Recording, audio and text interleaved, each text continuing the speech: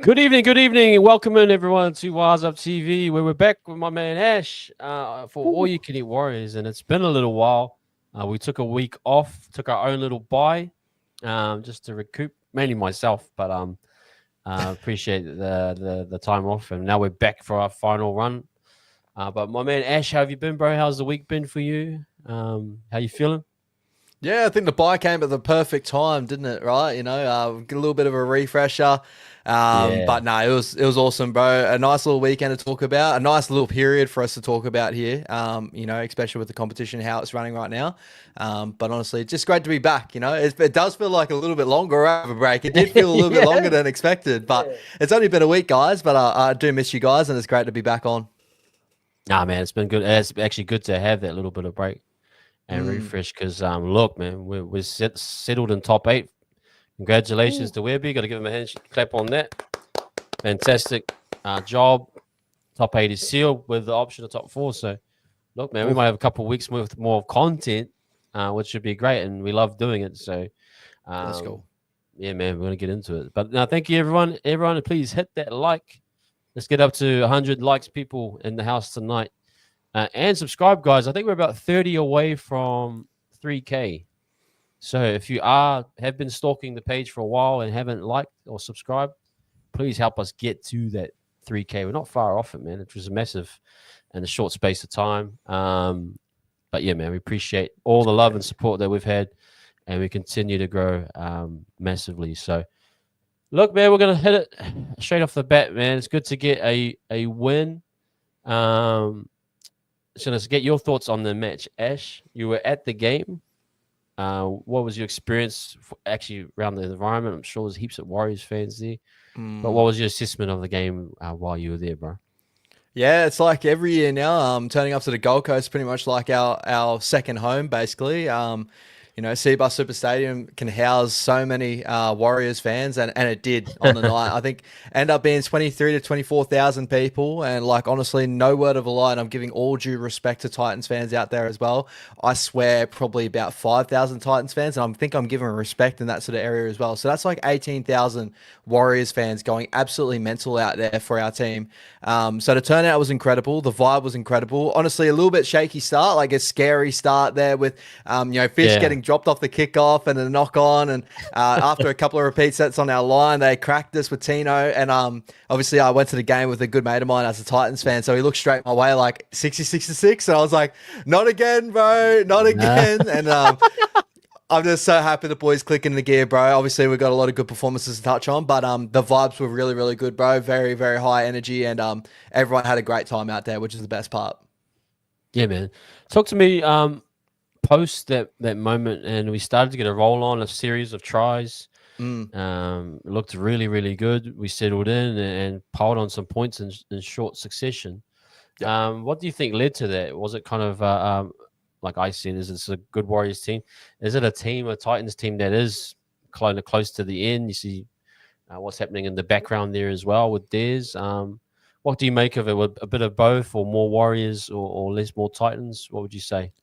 Yeah, I think it's a bit of both. Like, I still don't think we're in our greatest bit of form. As people know, obviously we're down on some of our best troops that we do have. So, but we still got a very solid outfit out there. Like, if you look at a team with Chance and Dallin, Roger, Chanel, Fisher Harris and Wade Egan, Aaron Clark, all that. Like, it's still a very good side on paper. So, we did what we were supposed to do. I think it was a little bit of like, I think the Titans kind of got wrestled out of the occasion a little bit where we're forcing the Yeah, errors in their hand. They were giving us a couple of gimme errors as well.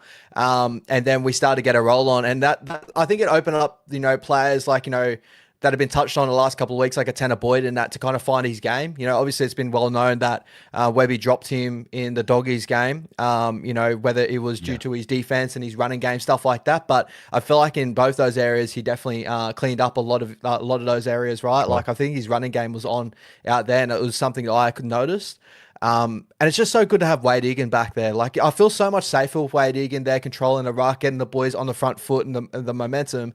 Where it just felt a lot safer than what we've had in the past. Not to say like Sam Healy and all that are all incredible players, but Wade, he's so instrumental the way we are controlling in our attack. And I thought they were all incredible. I could list off that many names, but they were the big ones for me. I think it was a little bit I would say probably about 70-30, 60-40 of we Yeah. played fairly well, and the Titans probably didn't turn up to the fullest, to the most part, until later on in the game. But we did what we were supposed to, 32-6 at one point, and then we kind of shut off the engines a little bit too early, which I was kind of like, I wish we went all the way. Just want to go through some key players from the game. CNK, just his, I suppose, energy. I call him like the party starter. He's a guy that comes when everyone's getting a bit flat in the party, and he brings the energy back on the stance floor or whatever. You know, he just kind of, I kind of realized like why he does what he does. And what did you make of him? And we've had a good sample size of seeing Tane. You could say he's been playing through a difficult period, but now with CNK back, it gives you that kind of contrast. What did you see from his game that you felt, oh, yep, that's the CNK that we need back in this team? Yeah, just tireless work rate, right? Like, he's the bigger body out of the back end. You notice his runs more times than not. And like, Tane's got the ability to do very similar things, but in a different way, in a different scale, where Chance seems to like start off our sets fairly strong. He seems to get those real nice third tackle runs to get us into the front foot as well if we are lacking behind. It's just little things like that help us. And I think that like, with Chance, he is so underrated with us because a lot of people see the playmaking ability of like a Tane, and these are the areas that we do want to grow in, and I'm sure Tane will end up becoming the fullback that we want in the future. If it isn't Tane, we got Lamana and all that coming through, or Joseph Ratcliffe that have the ability of a really good playmaker. But what Chance brings is so sturdy out of the back end. His run rate's very, very high. He always pops up in the right moments, especially down the middle of the field with offloads and stuff like that, breaking really nice tackles there. Yeah. And, defensively, he's solid. Like, he's just a really solid body in the line that, when we get into our goal line defense, he's always in, a team's not going to really kind of target him out. He usually finds himself in the right position. So I think they were the big pluses for me with having Chance out back. What I like, one of the things was that on a goal line defensive set, he would come in at A and push everyone up. Yeah. Just kind of his line speed would just kind of push Aaron up and get everyone active, which I loved. I was like, I just sort of noticed little things that with Chance's game, he just kind of gives that energy, that little, and he's a big, like you're saying, he's a little bit bigger body, can take a bit more impact. But I thought a really solid game from him. Agreed. And yeah, it was good to see. The halves now. The halves finally click. I think Webby mentioned it too, that they finally, it was probably their best game together. Agreed. Really well balanced in terms of the attacking flow. I love Tanner Boyd's game. I thought he kicked well, and it's not long kicking that impressed me. It was the short kicking game for repeat sets. There was actually one nice long kick where he came from the left side, I think on a third or fourth tackle, and he swept it right behind De Groot, I think it was. Perfect kick. And then CHT kicked early in the count too. They just seemed to have a nice flow with good ball. I mean, the tempo was fantastic. But what did you make of the halves, man? You impressed by it? Do you think they got something there that they can build into a final series in 2-3 weeks' time? Yeah, definitely something there. I think it's a more consistency thing that you just want to see it again and again and again. When Tanner's come from, Gold Coast Titans, where they've had a lot of inconsistency and stuff. I think that's the next level of his game to kind of get these real consistent performances. But as Webby pointed out, and you just pointed out as well, it's probably the best I've seen Tanner and Chanel gel on the field. I think it kind of opened up where Tanner was open to try out his running game, and it opened up a lot of his options as well.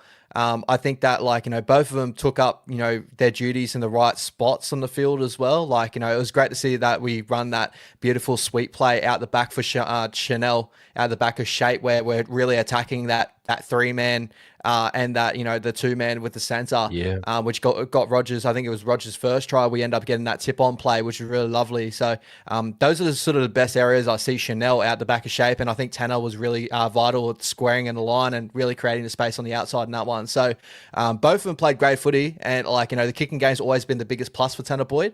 But it's good to see him get his running game on, because I think that will open up so much else of his game as well. We don't need him to beat Luke Metcalf. We want him to beat Tanner Boyd, and I think he's finally kind of settling in. It probably just needed to take a little bit of time. There's even one period where he was I think they might an early line break or something, and he gets the ball and he does 3 Benji Marshall steps. But they're little baby steps, because he's kind of a smaller guy, so he's doing little hot steps. But it was cool. I was like, that's great, man. You know, like take on the line. There was one where he went in at the line and he just died with the ball, and I was like, that's perfectly fine. That just keeps defenses accountable, just keeps them tucked in. So I love the balance. One thing I love about CHT was he just nailed his assignment on Campbell. He just like shoot Campbell all day long, and I thought defensively one of his better like one-on-one detailed jobs, which was cool. Totally really, agree. really good balance from them, man. I think a really good factor into this as well is kind of what we discussed a couple of weeks ago. Again, going back is going to be a little bit more of my Wade Egan glaze, but I think Wade Egan helps his halves so much being there. What people probably didn't understand is when we went through our little bit of a flat spot there with, we didn't have Wade Egan. Obviously, the Titans game, we went up 10-0, Wade Egan gets knocked out. We went flat, and Tanner kind of went flat in some areas as well. So I think, with, Wade must give so much time to his halves. Like, we all know that. We all can kind of see that, like how much time he gives them. Was it the boys call him... he's like the magnet in the middle of the field because he ends up just bringing those A defenders. Everything gets real tight around Wade Egan. He gives them so much space on the outside. And I think that gives the ability for Tanner to step up in his game and feel more comfortable comparatively to, when we're makeshifting a hooker there or hookers that, aren't to Wade Egan's level just yet. I think that helps out Tanner Boyd and Chanel Harris-Davita's game. Through the period of that period, Wade Egan, Chanel, and Tanner, we beat, the Knights, we beat the West Tigers in a good performance as well. Now beating the Titans and the Dragons there too. So there's obviously something there where Wade Egan helps out with our halves as much to put on their best performances and help us get over the line. Yeah, man. Another man was Rocco or Joe Rocco Thoko. You remember Joe Rocco Thoko? What a player he was. Do you know Joe Rocco Thoko? No. He was an All Blacks player. Oh, fantastic winger.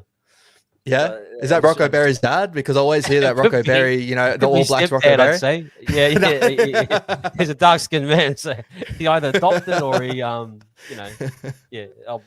settings. You know what I mean? But what a performance from him! Again, like we've had these contrasting where you have C&K come back, you have a Rocco Berry's been out, and you just see, whoa, okay, that's what we've kind of been missing. What did you see from his performance and like? What are all the little things that make his performance help everyone else? I felt like Dow felt better. Tanner probably felt better. Like everything was beneficial from him being there. Yeah, it's one of the greatest examples to kind of show people like these are the reasons why connections and combinations and having a guy that plays a role and he is a center and put him in a center position, why that helps out with our defensive systems, why that helps out with Dallin, why that helps out with so many different things. Rocco is such a vital piece to that right side defensive shape. He calls numbers really well. He makes the right decisions more times than not. And especially when we go into the attacking side of things, I think that he finds himself in the right areas. He gives the ball at the right time. Dallin almost pulled off a worldy finish as well. But it was some really nice inside shape there. And, Rocco getting the tip on at the right time. It was just, the Titans cover defense came in hard and fast. But Rocco, I thought his running game was really, really solid as well in this one. Rocco's never been fully known as a really great, for NRL fans, a great runner of the football. If anyone watched him in Cup or coming through the grades, they know he does have a running game. It's just going to take a little bit of time for him to grow into his boots, basically. But this was one of his better games, running with the football. Like there's a couple of times where, cutting back in behind, Brian Kelly, turning him sideways, inside out. Like he had that beautiful shimmy, that beautiful shake. Yeah. I just can't wait to see more Rocco Berry and just fingers crossed he stays healthy. Like that moment he went in for the high ball and came down and he was holding his shoulder and that I was like, oh brother, don't do it again, please. Like, because we need ya. I know it was a tough one, bro, but his line speed, all that, like Rocco is just a pleasure to watch out there and he helps out so much with that right side. Yeah, he's again the little details. I think shooting, jamming when he needs to, all the movements. We do need him. He's a big part of if we want to build a team that's going to do something in the finals, he needs to be part of it.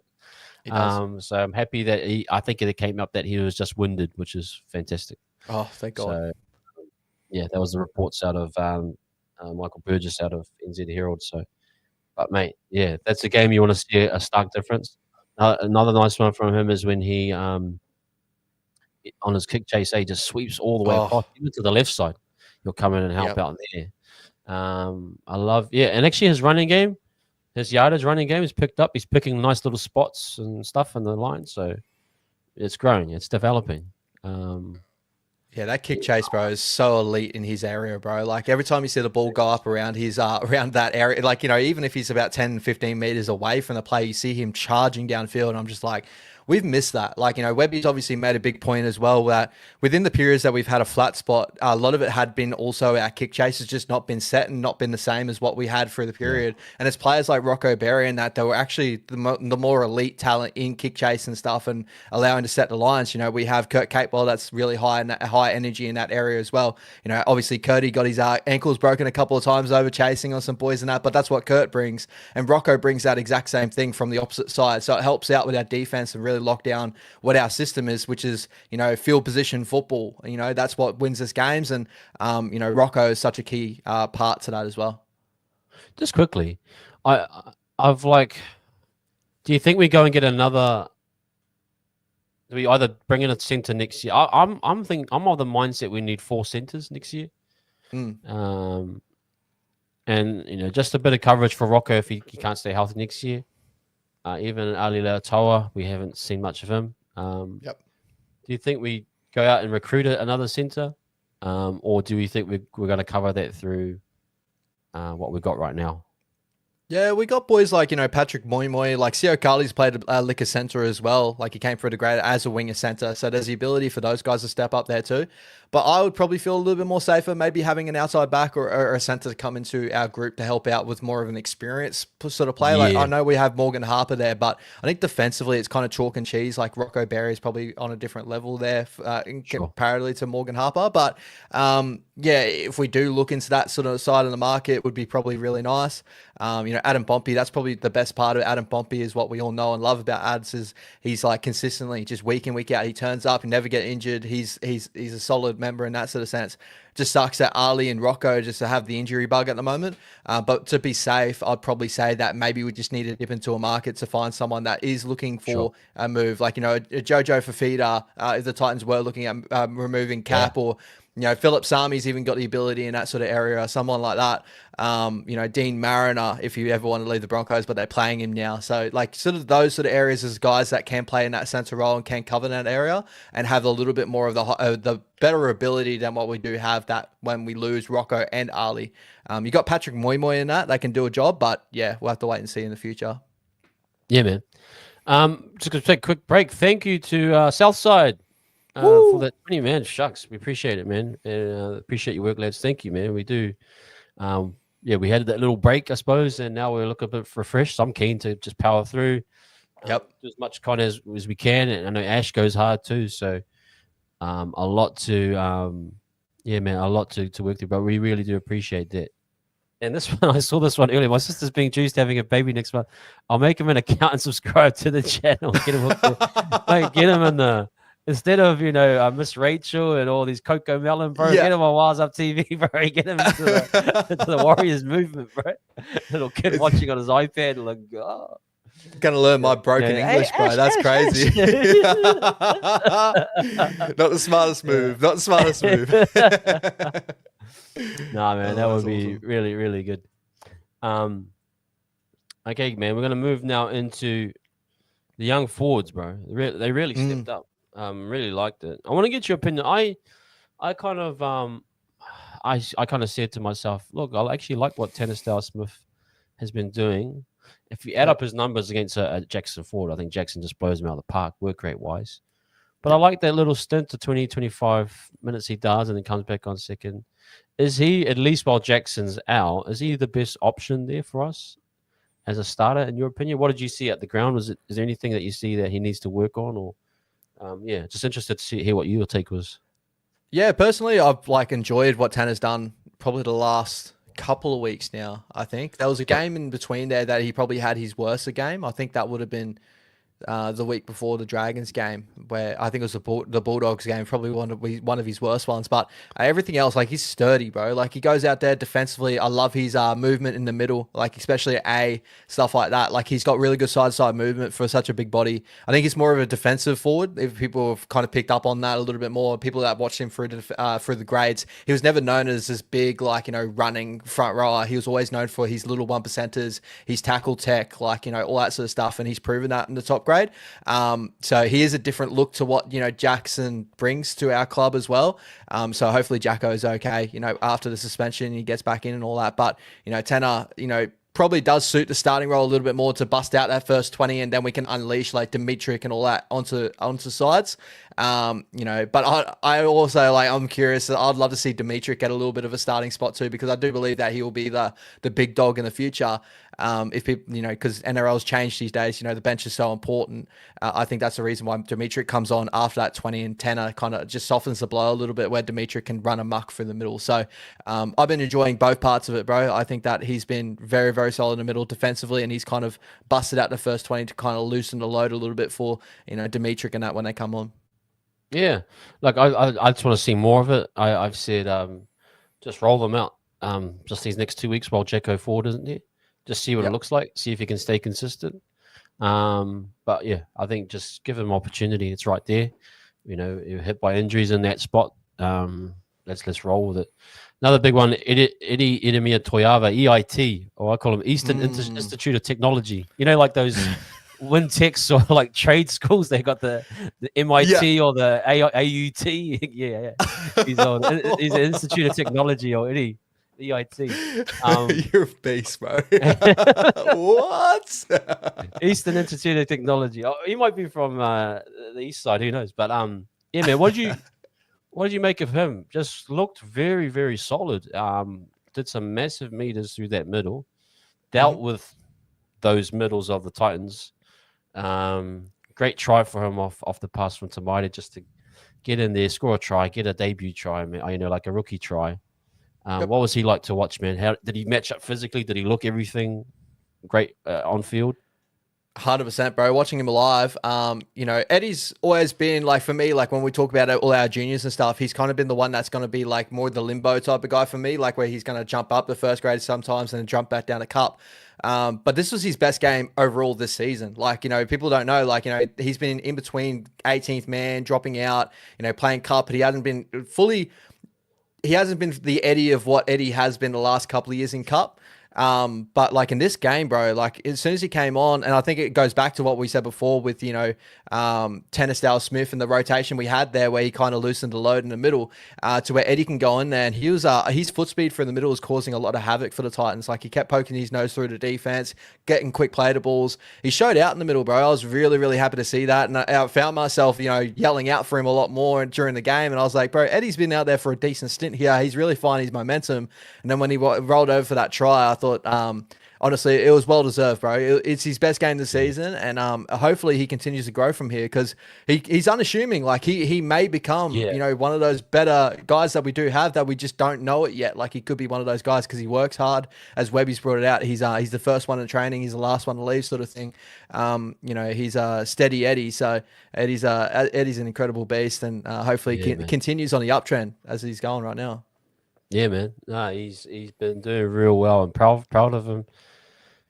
And good to get all these minutes into the young guys, man. And good to see that well, we'll get it to it soon, but to see that they're called again, the same, they've been called upon. Yeah.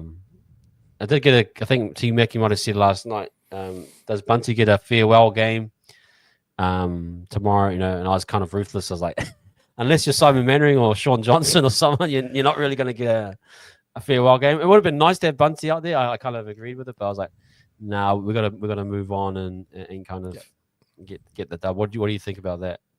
Yeah, probably more in your camp there. And I think Bunty could already see the what he's done for our club in general, right? Like, just on little things, guys, like people probably don't acknowledge too much, but the starting of that new chant that the boys are doing, that's not only starting with the first grade squad, that started with Cup, went to the first grade squad, no retreat, no surrender.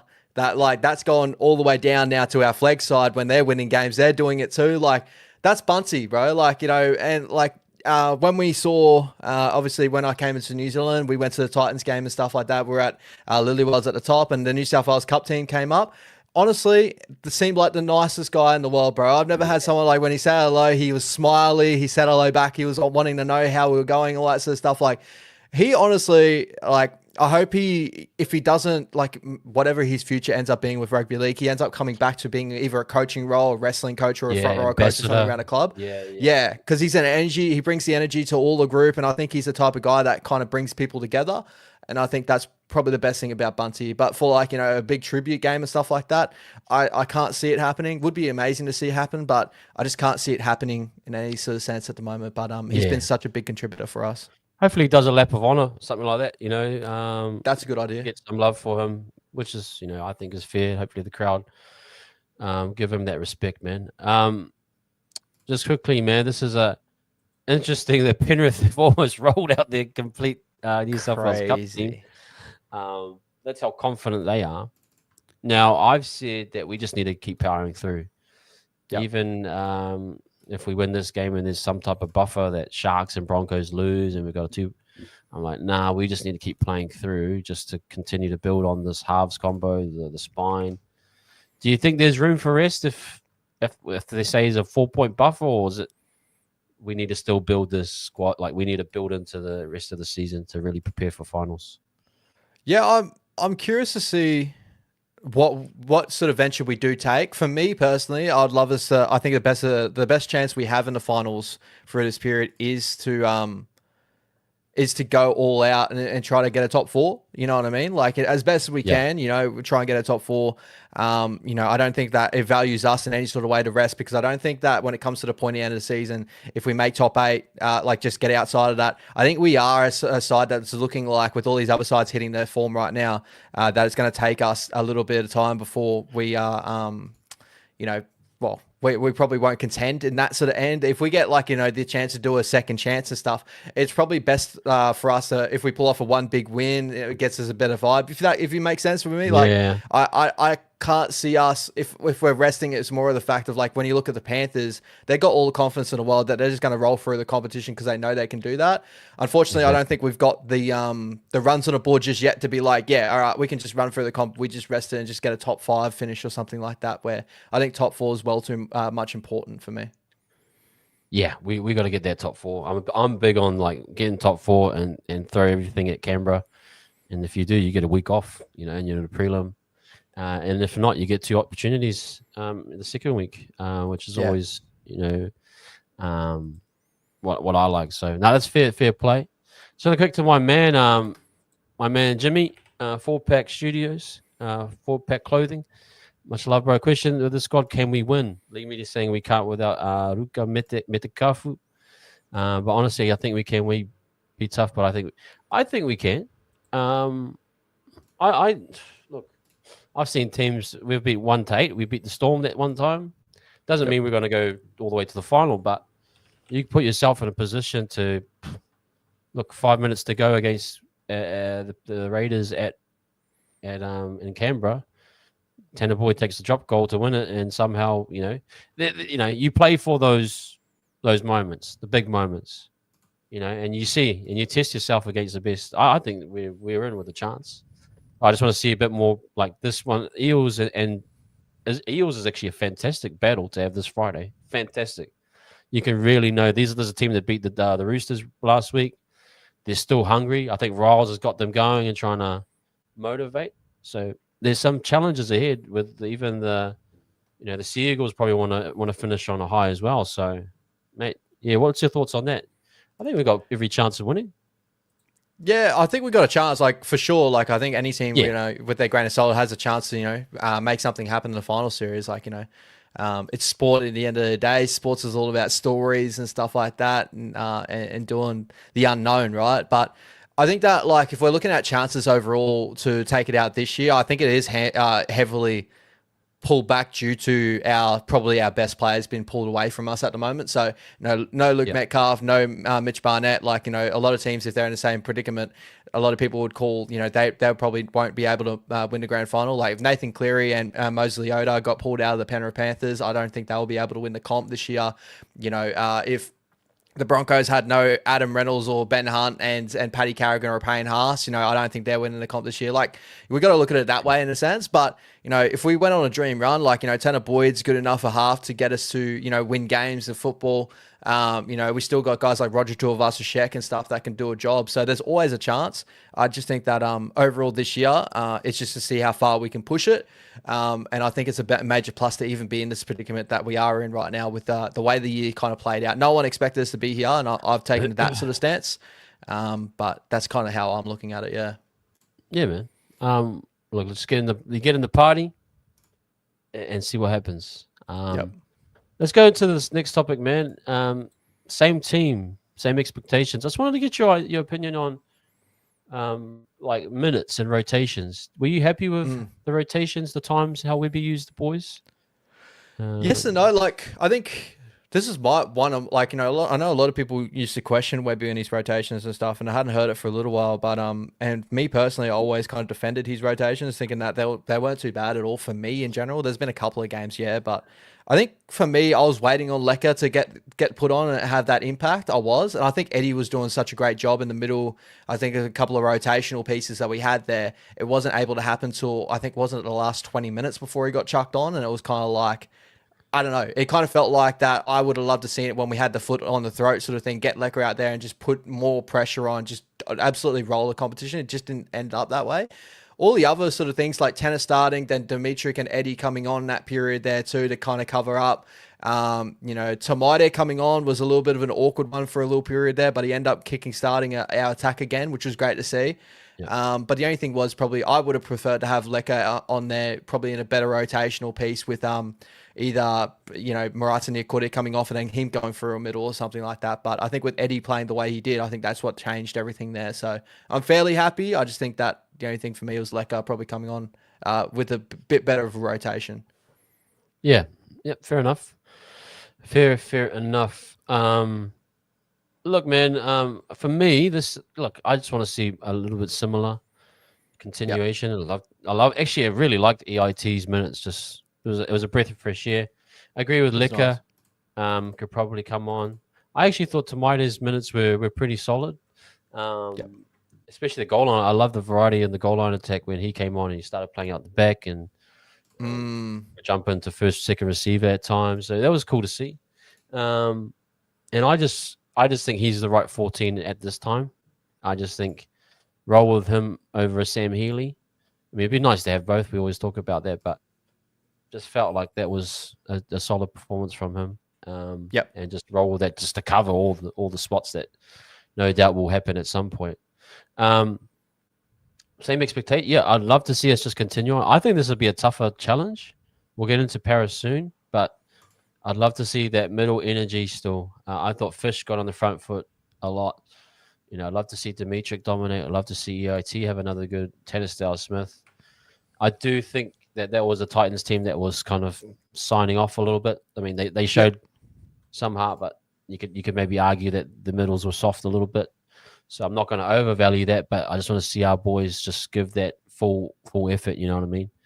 And really take it to the Eels. He will be no doubt playing for pride. And again, Riles I'm sure Riles would love to finish strong. You got Dylan Walker coming back home who will want to prove a point. You got dangerous outside backs that they want to finish their season well. So this is a good challenge for me. 100%. When you watch what Parramatta did over the weekend to the Roosters, right? I know the Roosters, Sam Walker went down, I think, 15 minutes into that contest there, and it kind of hampered the Roosters a little bit. But, Parramatta have been in a good vein of form, ever since Mitchell Moses came back, and I think he's been one of the bigger keys. Dylan Walker obviously has got to, want to take it against us, being at the older club, and it's all due respect to, he's going to be absolutely killer for them. He's been unreal for them. So this is a team that definitely can hurt us. As I said, the Roosters were in a rich vein of form, and what they did to the Roosters was dynamic. So they got speed on the outside. They got Zach Lomax that competes in the air. So they're a side that can compete. It's just, if we want to hold top four in that, it would be great to see contend back at home and beat the Eels that just come off a really nice win. I think it'll be a big plus in our end. Yeah, man, really big. See in the chat, everyone's going crazy with the EIT. We got Eats, Icelandic truffles. I saw an inappropriate one there from Jose. I'm not going to read that one out. Jose. Everyone's having a bit of fun in there, which is great. Yeah. Okay, let's get into Para, man. Will they finish the season strong? Well, there's a kind of argument like the closer you get towards the end, you do start to drop off a bit. But like look, they threw it at the Roosters. They're actually a good side, I think. I Yeah. watched one of their games a few weeks ago, but it was against the Storm, and they were right in the fight till the very end, and they got good outside backs. What do you make of them, man? Like you obviously said, Mitchell Moses came back and it's kind of lifted again. Are they a genuine threat? Do you think they'll come over here and really give it a good crack at beating us this year? 100%. They've done it in years past. 2024, they've come over and gave us a red hot crack as well, and end up beating us on the day from memory at Mount Smart. So they've got the ability to do so, even if they're on lackluster form in some sort of sense as well. But this time they are coming in better form, right? Like Mitchell Moses back in that jersey. Ever since if Mitch Moses gets back into an Eels jersey, they're always going to be real competitive. They're going to be a real tough team to beat because Mitchell Moses just gives them this new confidence that they can win a game from any position, right? They throw the football around. They got really good shape. So they're definitely going to be a team that can worry us on our day. And as I said, through this run, they've contended against a lot of big sides in this competition. So for us, it's just playing our football and doing that to the highest ability, and it's going to give us all the chances to win this game too, because Para can have a bit of errors in them as well. But they're definitely going to be a tough beat for sure. They're not going to roll over, and I don't think too many teams this year is ever going to be a tough beat, to be honest. Nah, man. Don't think we should ever get too confident off a win as well, especially at 17th place Titans, who kind of played like that. So let's treat them with the respect they deserve. Agreed. And give it a red hot crack. A good challenge actually for Moses v Tanner Boyd. Kicking meters will be a big battle. Yardage, how to get extra positions, all those types of things. Mitch will love to play in the line too. He'll try and milk a penalty. He'll try and hopefully gets it Talon to Silva for some, for some some bad passing again. You never know. But anyway, guys, we're going to go into a combined 17 now. Appreciate everyone in the chat. We're going to get to this very shortly. Just move this over 1 second.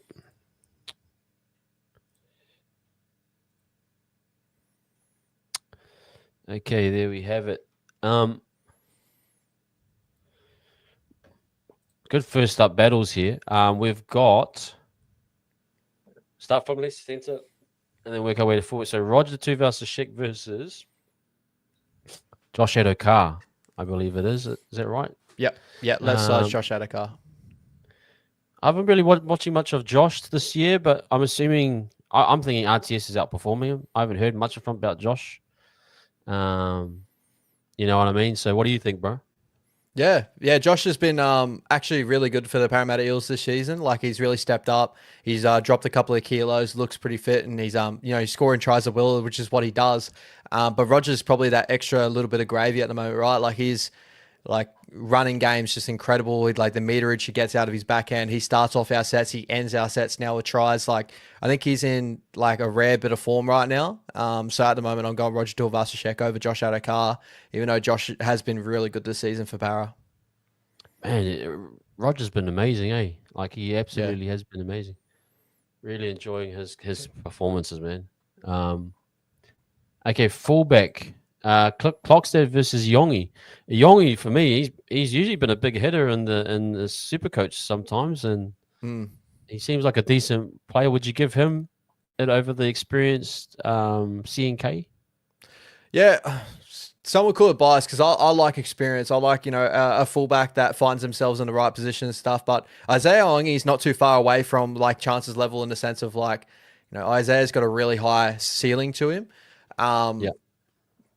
It's one's 50-50. It's really close. I think Chance outperforms him out of the run, out of his backhand, stuff like that. But Isaiah's probably got a little bit more of the playmaking ability a part of him. So this one's 50-50. I think Isaiah's probably had the better season out of the two.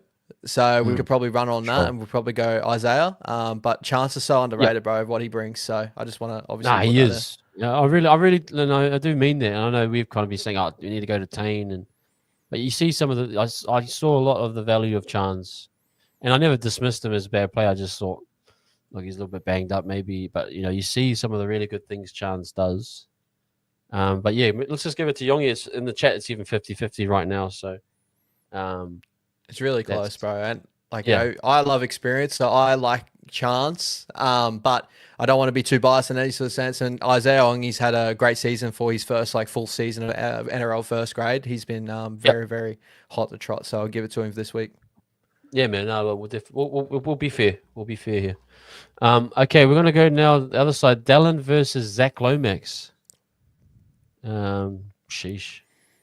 We're gonna go Zach Lomax, I'd say, for the origin player that he's a great player, Zach. Yeah, at the moment, Zach Lomax, just representative wise, bro. He's one of the best wingers in the competition. Absolutely. Yeah. I think if he came on the market, we'd eat him up all the time. So yeah, Zach Lomax for sure. He replaced Dallin. That's how highly he's a level above. No disrespect. Okay, we're gonna go now to Pompey versus. Let me just go back. Dylan Brown. Dylan Brown. My man Dylan Brown. He's in the centres these days. Holy heck, he's had a fall from grace, hasn't he, since his ventures in the old was it the nightclub or on the yacht? I can't remember what it was. The nightclub. You got to go Pomps, don't you? As Dylan showed anything? As an out-and-out centre, you got to go Adam Pompey. As a player, Dylan Brown's a very, very good player. He's just playing out of position in a sense. He can play centre, he's got the ability, but it's just a weird decision from Para, honestly. So I'm going Adam Pompey. Yeah, we'll go Pomps. I mean, actually, funny thing, I had, on TikTok, you can see there's that footprints button at the top. Oh, yeah. People will fit your profile. Pompey checked on my profile. I saw that he. Oh, no way. I see. Oh, no, he must be looking at the tape I've done of him, see if I'm on the right track or not. Shout out to Pomps, bro. We love you, Pomps. Yeah, we love Pomps. He's like, man, this guy better not be saying crap about me. I'm going to beat him up. That's what probably. Rocco Berry against Penasini. Jeez, Rocco's just come back. How's Penasini been? He's a pretty solid centre. Yeah, are we going to had a hot and cold one game? Or? Yeah. He's had a hot and cold season, Will. I rate Will Penasini really, really high. So at the moment, I'm going Will Penasini out of the two because both of them have had, injury troubles and stuff like that. But it's not been the best season for Will Penasini. I don't know whether it's just striking a combination with Zach Lomax and stuff. But he's a great centre, so I'm sure he's going to get better for the run this year to next year. Yeah, I think if Rocco had a string of games under him, we'd probably go Rocco here. But it is one game. Yeah.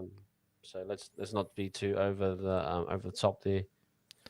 Will has he has these occurrences of bad errors, stuff like that against his game. Sometimes defensive reads and stuff. Where Rocco's a pretty stock standard, really good centre.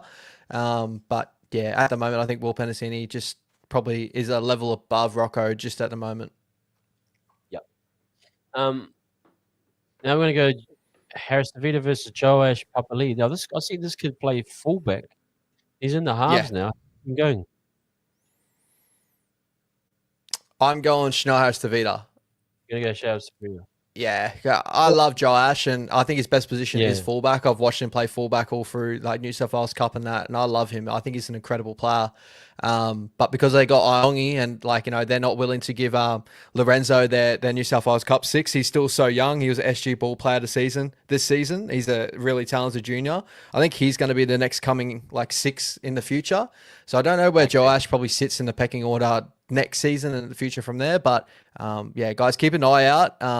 But yeah, it's Joash. I'll go Harris DeVita there. I think Chanel's probably had a really underrated season for a 6 in first grade this season. Ethan Strange's probably going to take out the Dally M6 of the year. But when we're looking at the arguments there, I think Chanel's had an argument to be a top 5 in form 6 of the year, right? Consistency wise, I think he's been around about there. I think he's been really good. Yeah. Okay, let's go now to Tanner Boyd versus Mitchie Moses. I mean, Mitchell Moses is fantastic, but you got to go Tanner Boyd, right? You love it. You love it. Nah, we got to go the man, the myth, the legend, Mitchell Moses. You can really see how important he is to not just the Parramatta Eels, but New South Wales Blues. He's a class player, so one of the top sevens in the competition, and some would argue right up there being top 7 in the competition. So all due respect to him. Look, this is a pretty solid backline for them. Like a lot of, yeah, a Adam lot of danger there. O'Brien. Adam O'Brien just got sacked from Newcastle O'Brien Knights. got sacked. Yeah. AOB is finally gone, people. AOB set to leave with a payout. So, they parted ways. So that's probably a nice way of saying they've come to an agreement to leave. But there you go, guys. I'm not sure who's going to get Breaking that. Willie news. Peters might get it. Breaking news, guys, you got it there. Hear it here first at Wires Up TV. O'Brien, and I remember I said O'Brien. O'Brien. He's finally O'Brien'd out. Let's quickly on that. O'Brien. What do you make of? I mean, he had to go though, didn't he? But yeah, I believe so, bro. I think that he's had good moments for being Newcastle Knights coach. Defensively, they've actually been a really good side this season. I think they've fallen off lately. Good numbers. They got good numbers. So it's one of those sides that don't really make sense. But I think with his, I always argue connections and combinations mean more than anything in this competition. When you see the Penrith Panthers and what they've done, Adam O'Brien, unfortunately, he'll stick with a halves pairing, then pull it apart and retry again for a season. They can never build a combination. And we just saw what he threw Jake Arthur in there out of nowhere. And I'm just like, out of all the players, out of all the halves combinations, you want to go another one? I think it was about 13 halves combinations he's had this season alone. And that's not due to injuries either. That's just him mixing and matching. It's he was a madman with his halves changes. I was like, hey, bro, you need to settle down, get a hiding if you keep doing that. But yeah, fair enough. He had to go, man. What direction do you think they go and with the coach? Do they go young or do you go Des straight swap? What do you think, man? A lot of their best options have probably been taken off the market. They got Blake Green right now. That's been their assistant coach. So whether he just steps up there, he might comes up. Never know. Willie Peters has been over in the Super League with Hull. He's been really, really good for them. So whether he can come back over to Australia, I think he's got the sniff for that. But yeah, what about the Leeds coach? What's his name? No, the fella's son, the dad, the old Eels coach. Oh, yeah, Brad Arthur. He's locked up a contract for another 2 seasons with Leeds. He's staying over there. The other one is Peter Wallace. Peter Wallace is definitely a name that should be chucked around. He's the Penrith Panthers assistant coach, so he's a very smart mind. So maybe him. Who knows? Yeah, it's an interesting one. That coaching role is a poison chalice, man. It hasn't been good for a long time. Even when what's his name went there, didn't have any success. Wayne or Bennett. Yep. Yeesh, it's one of those tough. Kempy.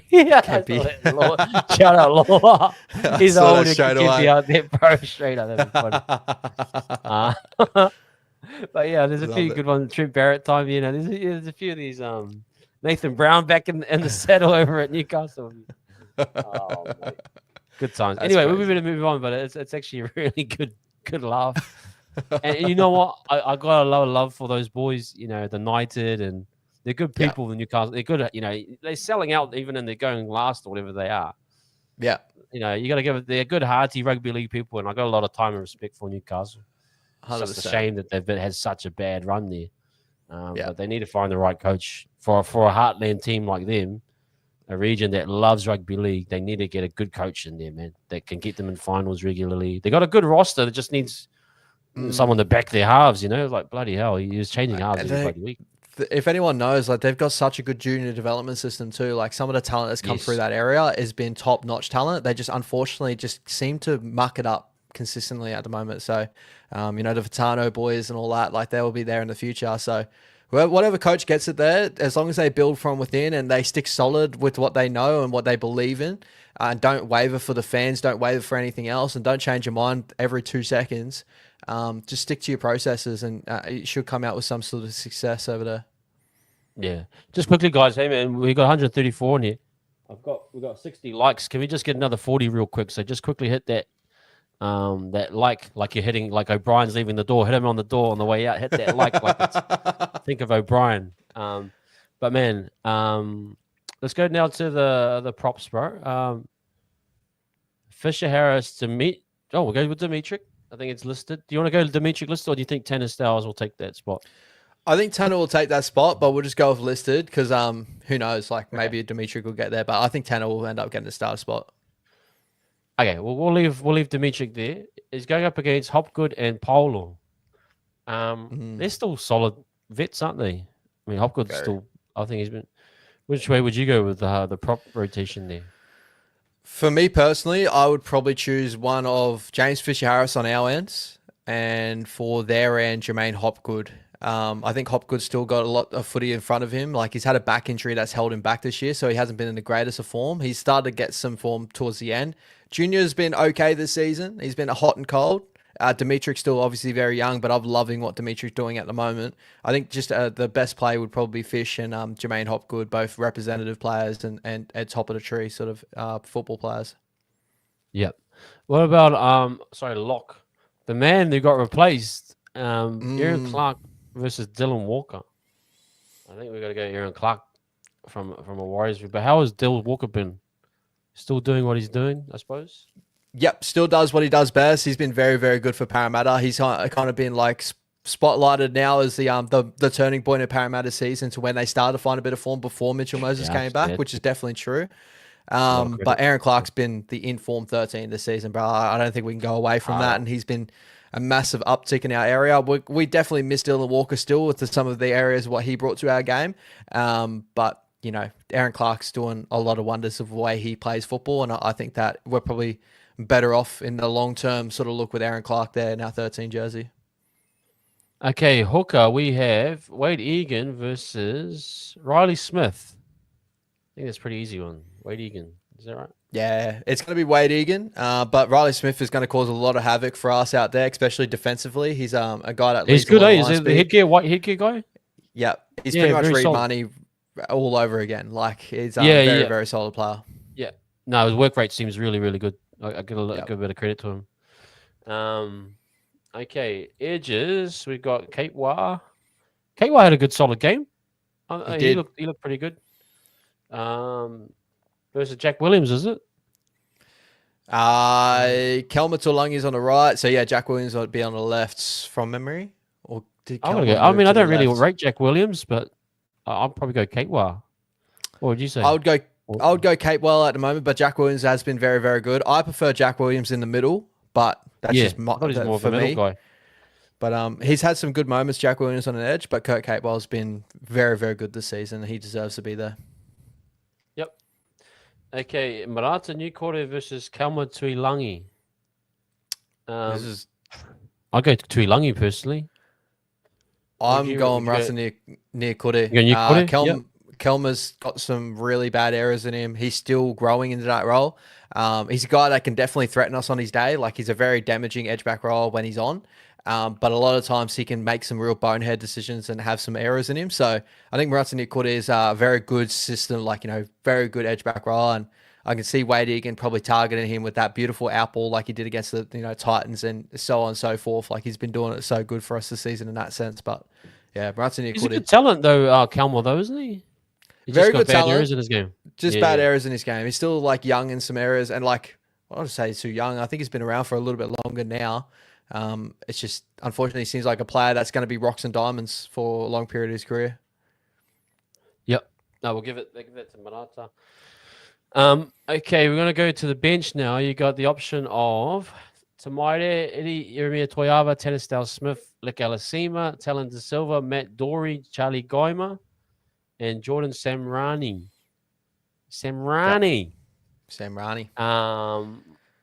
What's the options there, man? What's your 4-man rotation there? I would say at the moment we'll go to Mighty Martin for that 14 jersey. I'm going to take him off the board there. We're going to go Lek Alasima all day, every day. I think they're the two boys there. Then looking at the rest of the guys here, I might go a Warriors bench here. Eddie and Tanner. I like Charlie Guymer. He was the only one I'm kind of throwing up in my head whether I can put him in over maybe Eddie or Tanner. But I think I might go Tanner and Eddie over Charlie Guymer. So that bench is actually going to be a big pivotal. It could play a big role in winning this game. I mean, if we get all the pieces right. You know what I mean? Yeah. Um,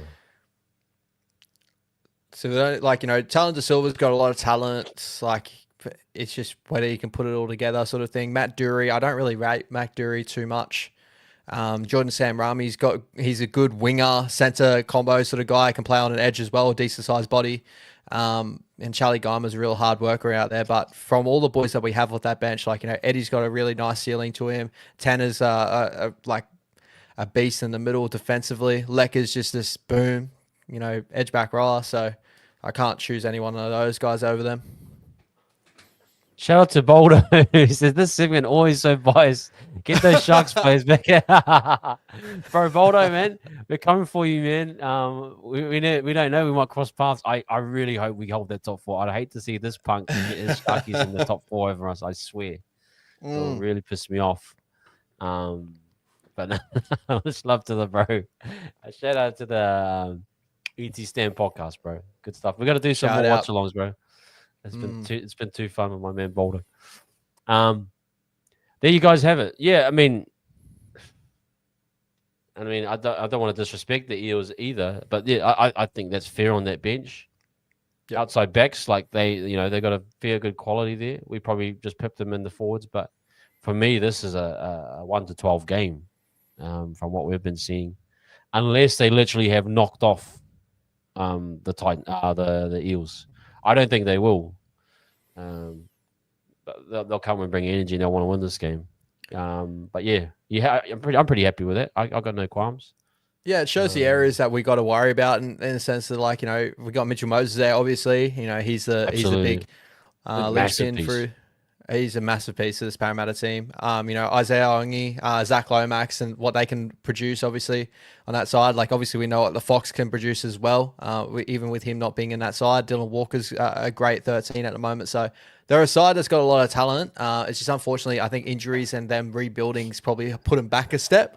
And, hopefully we can take it out on home soil and hopefully lock in a top 4 spot soon. Yeah, man. I think we will. Let me just quickly move this stuff. Okay, 1 second. But yes, guys. Thank you, everyone. So far, we got 66 likes. Can we just get another 40 real quick, people? Appreciate that to get us to 100. Look, we're going to get into our score predictions now, man. We've had a good evaluation. Good. How are you seeing this one, Ash? How are we going to win this? Is it a similar performance against what we did against the Titans, or is this going to be a grind fest with a Mitch Moses? He'll come in with a clear game plan to try and kick us out of field position. What's your thoughts on this one?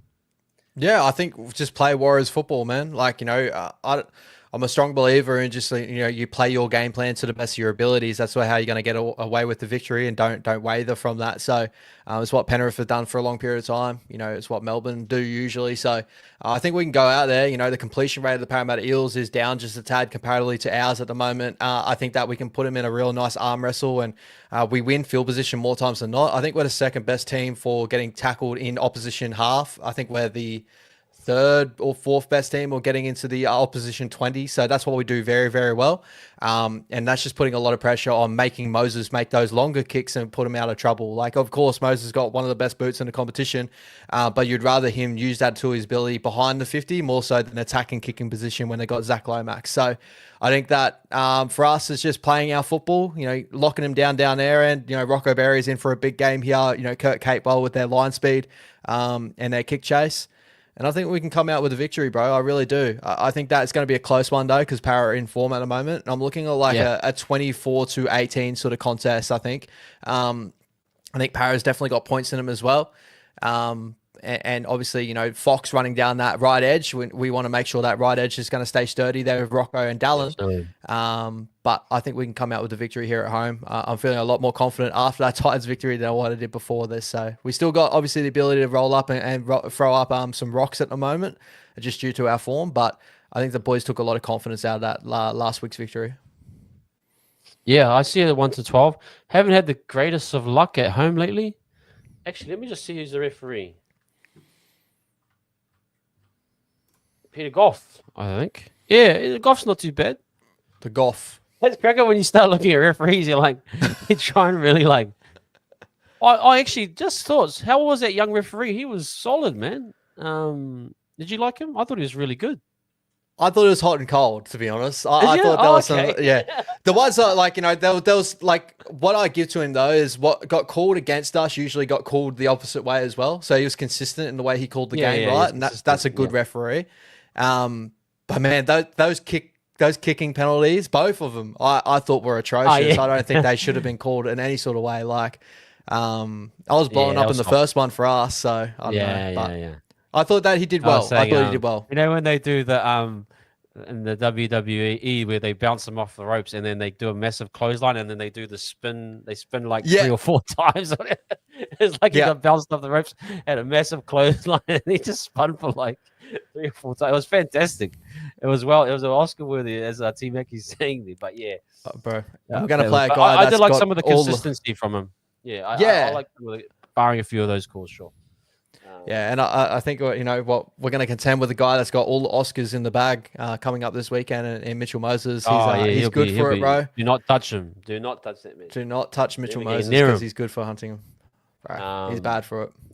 Yeah, he'll be sitting in the line if Marata tries to, or whoever's on that edge, he'll try and sit in the line. He'll try everything. But yeah, okay, man. Yeah, I see it as a close one. Yep. 1 to 12, but if we got to get over the line, we're gonna do it right now. We've got to get it done.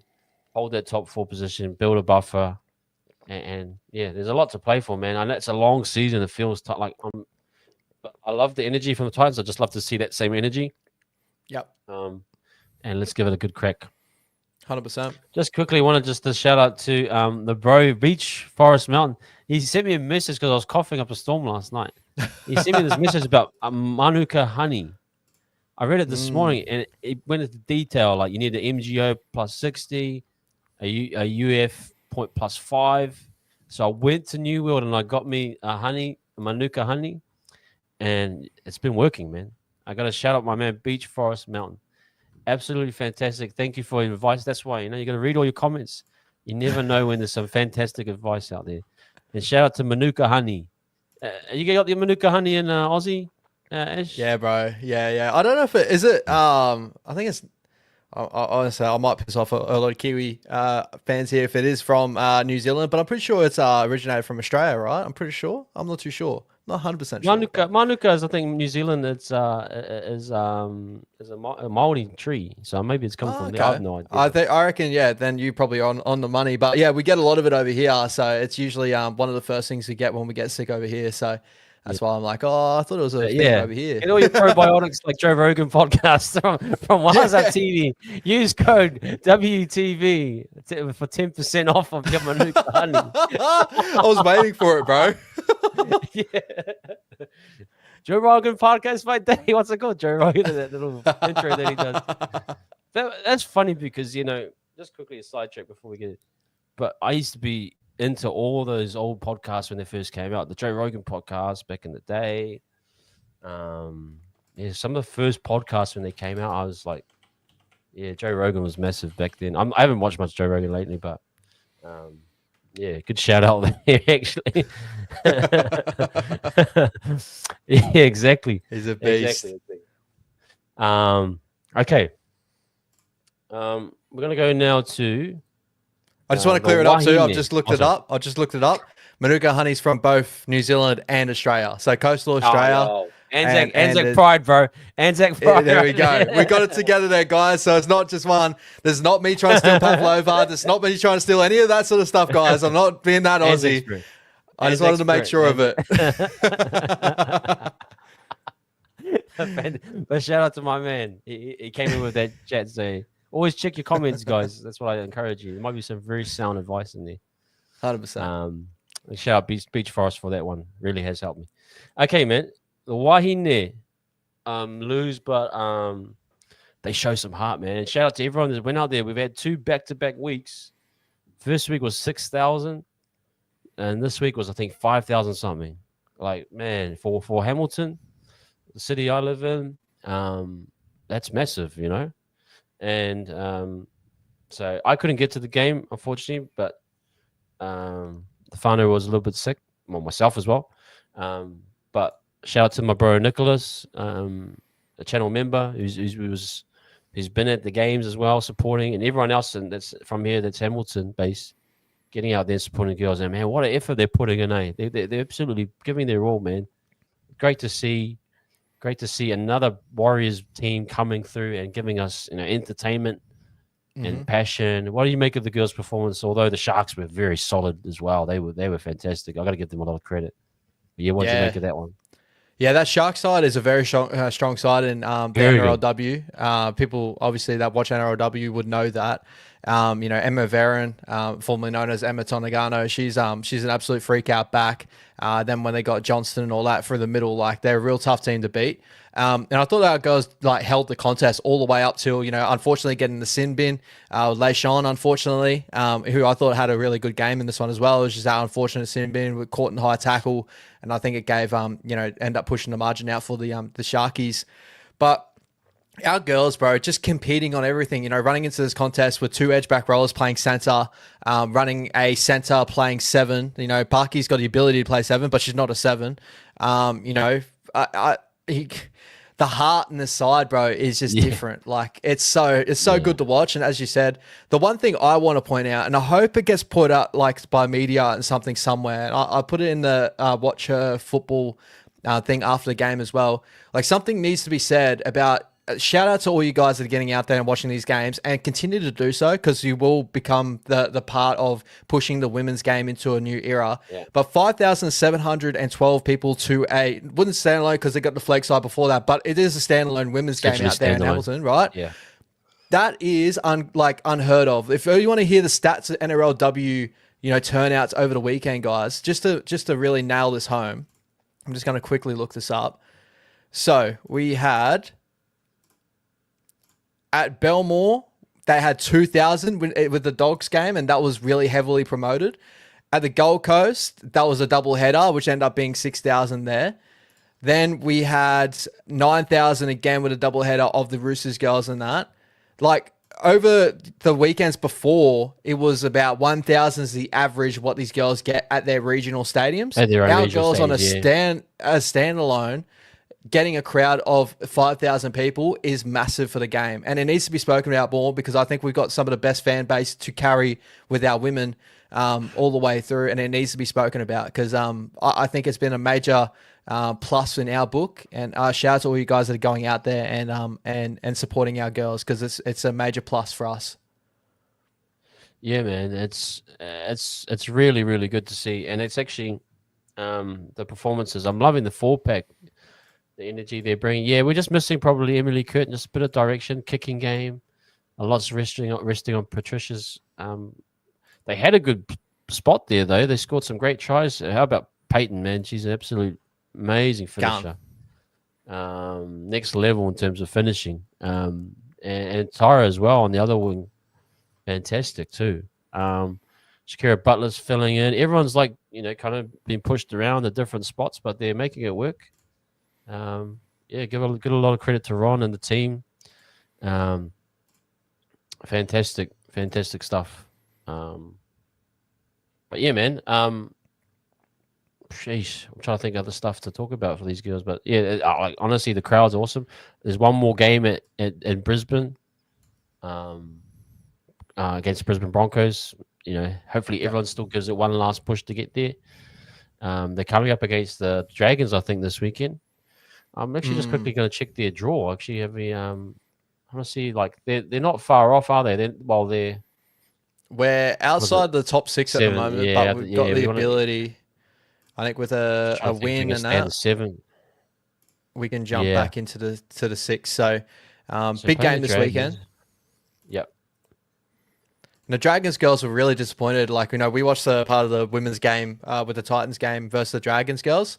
And, obviously they had a disappointing loss against the Titans and the girls were heartbroken out there. So they'll definitely be coming with something to prove against our girls. But, with some of the performances from our girls, bro, Hirata Butler, like off the bench, just a momentum shifter. Like she comes on, just changes the game completely. 173 run meters, 88 post contact. She was absolutely incredible over the weekend. Lau Ti'i as well, she's been incredible for us ever since she's debuted. Like honestly, the names go on and on for the efforts that they're putting out there, and just damaging in both in defense and attack. And we want to hurt girls, and I think that's a really good good culture that we're bringing up in the NRLW right now. Yeah, man. Look, hey, we can definitely get in there if we get a win against the Dragons. We can get into the 6 again, unless the Titans win, and then you got a tough one against Brisbane, and then you got one more, I think, after that against the Tigers. So, tough slot, bro. But like I said, we kind of said they finished maybe 7th, 8th. That's massive so far what they've been able to achieve. 100%. Got to give a lot of respect to those girls, man. I love what I'm seeing. As I said, bro, with key injuries, bro, like, we've got 2 edge back rollers playing in the centers. We've got, obviously Michaela, our big, star signing. Congratulations to her, falling pregnant, if I'm correct there. I'm pretty sure that's the reason why she's out for the season. So massive congratulations to her.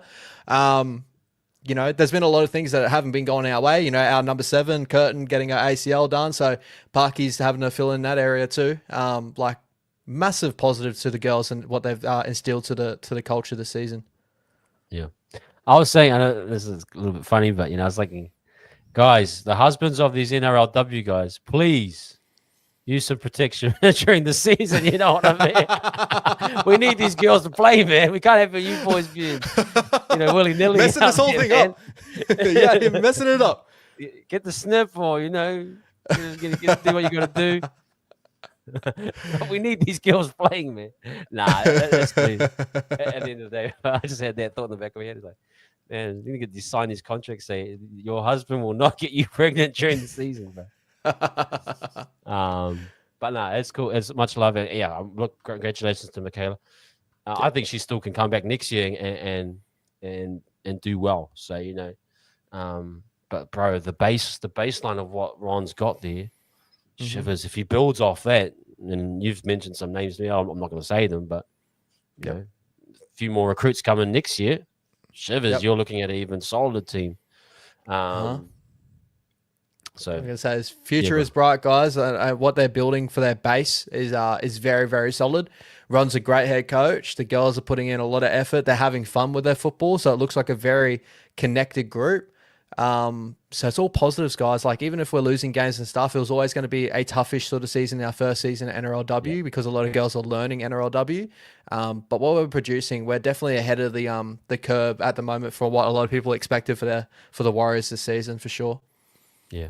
Hey, just shout out in the chat. I just see there's been some convos down the side there. Just appreciate everyone that, I think they've sorted it out. We're not trying to be derogatory in any formal fashion in the chat. Let's hope mods that everything's okay.